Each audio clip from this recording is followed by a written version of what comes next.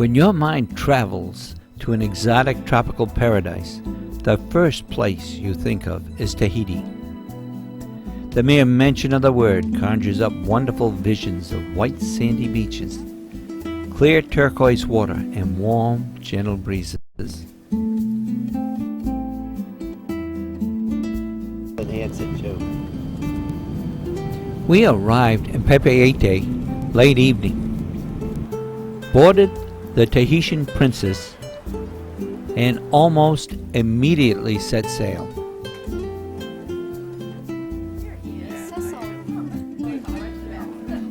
We spent the next 2 days at sea, giving us a chance to adjust to the time difference while steaming towards our first destination, Nuku Hiva.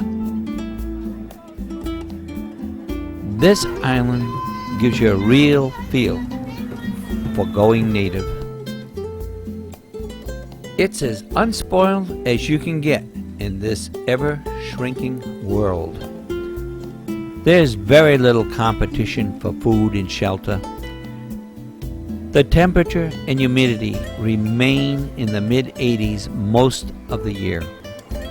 Food like coconut, bananas, breadfruit, and fish seem to be abundant. Nature provides it all.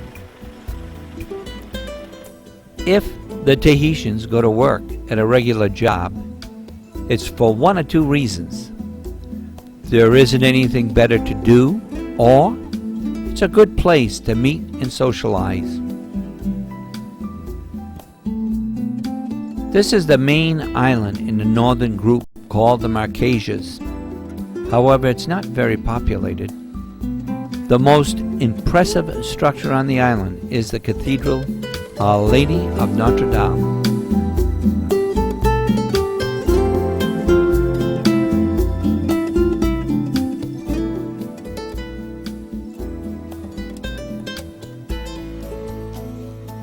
The community is noted for its wood carving, and of course the cathedral would have some of the finest examples.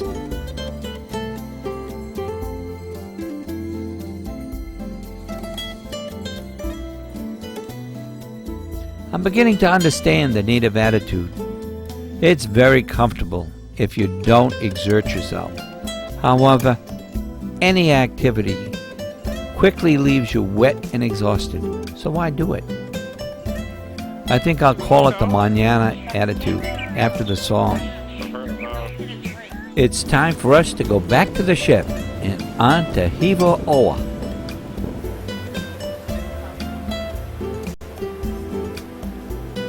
Hiva Oa's claim to fame is its most famous resident, the artist Paul Gauguin. This was his last place of residence before he died. I must say, he had an eye for scenery. His present location has one of the best views on the island.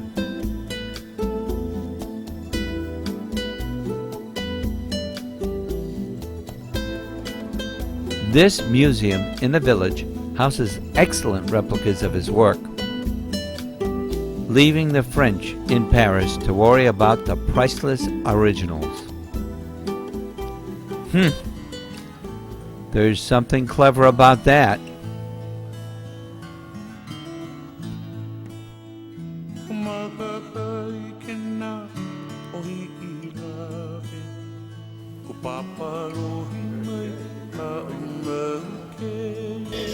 The island's population turned out to show us their crafts and let us sample some of their food products.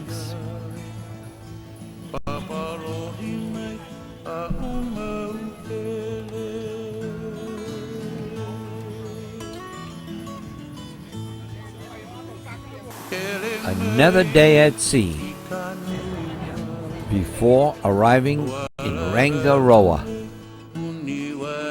Rangiroa is the second largest atoll in the world. An atoll is the rim of a volcano crater. Hopefully, an extinct volcano. Their crescent shape makes a well-protected harbor with sandy beaches. It's pretty obvious that this part of the world doesn't have much of a weather system. A 20-foot wave could sweep over this entire island, causing severe damage.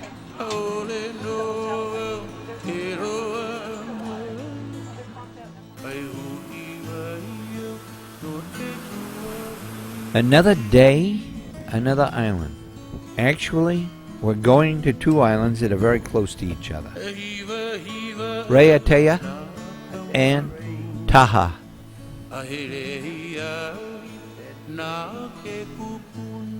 These islands have a sizable population and some industry.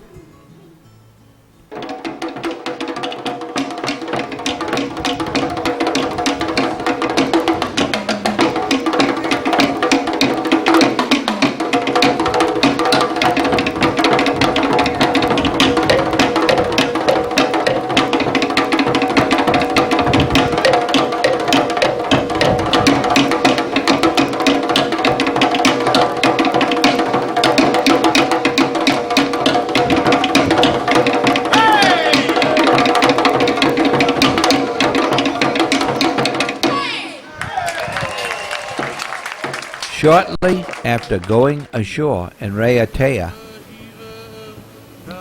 we went by skiff to Taha.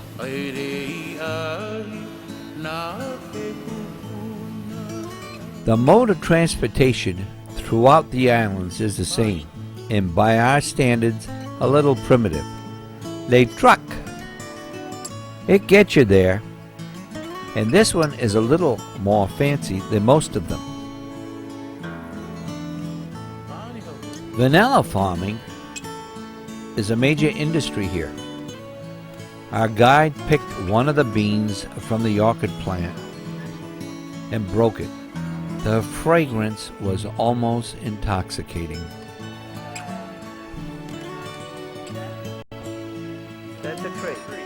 We're having a snack and taking a lesson on how to husk and shred a coconut while enjoying this view.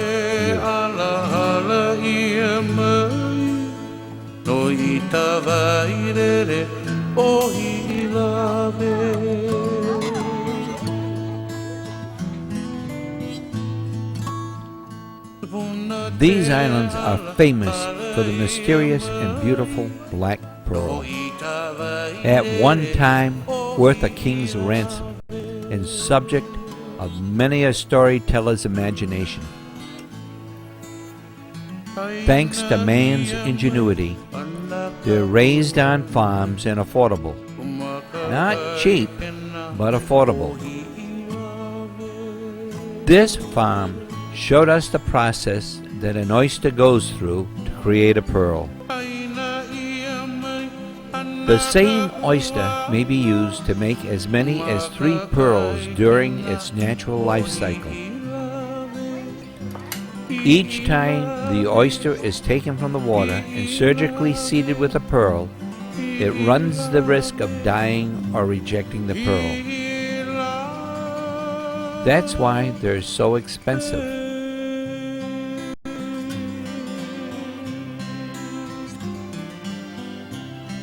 Look at the size and color of some of these beauties. Wow. They are exquisite. We've been traveling from island to island for over a week now. We're using a magic carpet called the Tahitian Princess. The ship was bought from the Renaissance cruise line after they went bankrupt. The Princess Line refurbished her and brought her back to Tahiti for service. The ship is one of the most comfortable I've ever been on. She's small by today's standards, only 670 passengers. However, we never felt confined. Our cabin is comfortable and quite adequate.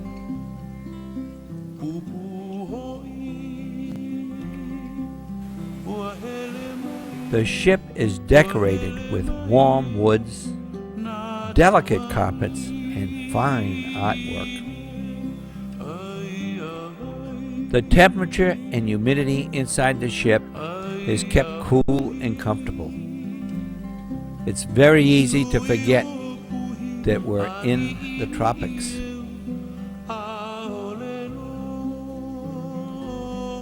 It was always nice to be able to return to the comfort of our home away from home after venturing outside in the heat and humidity. It doesn't take long to fall in love with this ship. You can't help it. She's so cozy and intimate. Tall mountains covered with lush tropical growth, falling all the way to the sea, revealing lonely white sandy beaches and sheltered lagoons filled with clear, cool water. No, that's not heaven I'm talking about. It's Bora Bora, the location from many a Hollywood movie. A tour of the island found us at Bloody Mary's, made famous by James Michener's South Pacific. The movie was shot on site.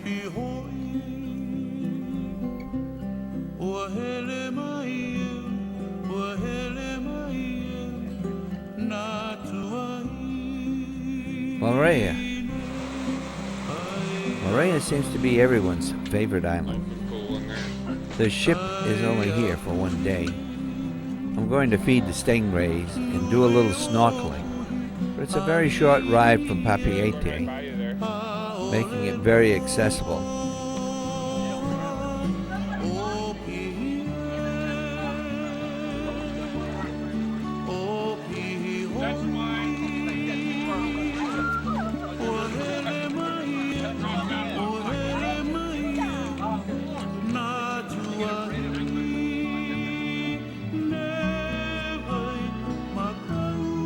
We're back from where we started from, Papeete. This whole island is suffering from a disease called civilization. The beaches are polluted, the traffic is congested, and the area is overpopulated. There are some beautiful places on the island, so we took a tour.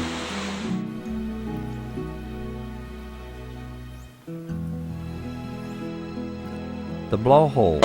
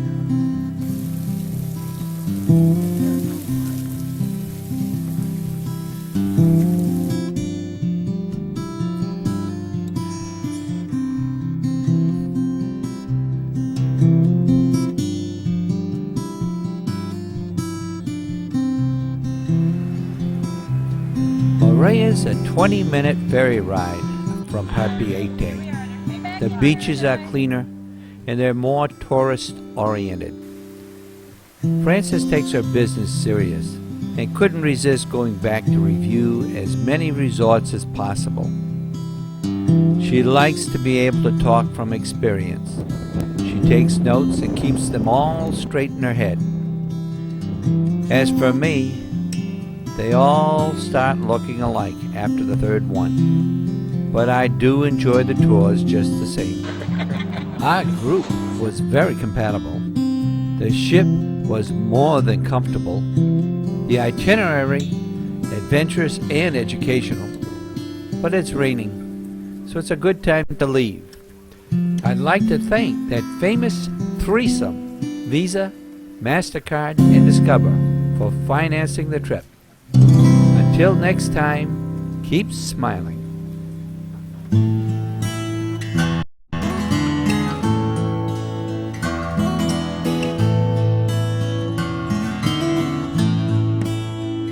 Kumakaikena ohi I lawe Ko papalohi mai ka umauke